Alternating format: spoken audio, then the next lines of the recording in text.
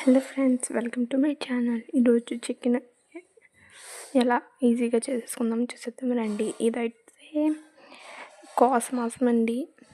పందెం వచ్చిందని చెప్పేసి ఆ మాంసం అయితే తెచ్చారు. ఒక ఆయిల్ వేసుకుని 2 కప్స్ ఆయిల్ వేసుకుని ఉల్లిపాయలు పచ్చిమిర్చి వేసుకుని బాగా వేపుకోవాలండి. అవి బాగా వేగాక ఆ పీసెస్ అయితే వేసేసుకోవాలండి. నాటు మాంసం వేసేసుకున్నాక అవి చాలా ఎక్కువ మగ్గించాలండి. చూసారు కదండి, ఇలా వేగాక ఆ మాంసం వేసేసుకోవాలండి.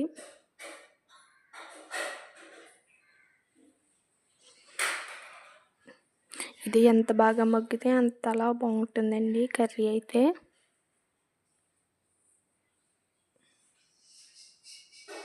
పందెం పొచ్చిందని చెప్పేసి వండుకుంటున్నాము.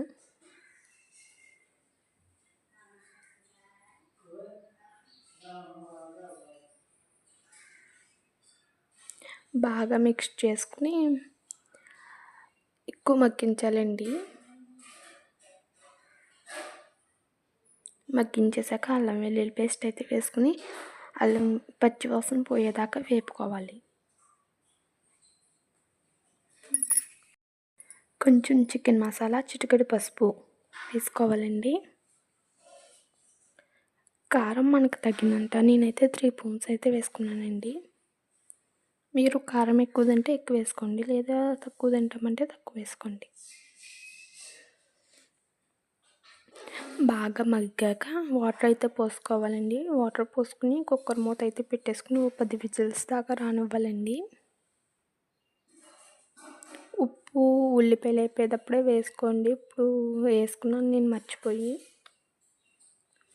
చూసారు కదండి, వాటర్ అయితే అలా పోసుకోవాలి.